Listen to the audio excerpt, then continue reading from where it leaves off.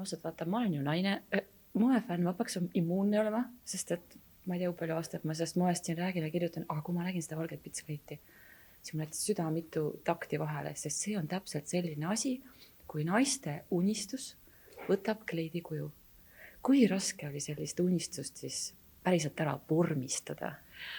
No see sünnitusvalvu selle kleidil oli üsna pikk, et just leida seda pitsi, mis kõik need ääred, et need elemendid oleksid nagu paigas ja siis lõpuks ka see kandmise aspekt, et ta ei veniks välja, et seal on nagu nii palju erinevaid asju, et kas on võimalik ka seda värvida, et mustaks lasime värvida ühe kanga, et see oli raske, aga ma olin väga sihikindel oma soovides ja ma ei jätnud jänni.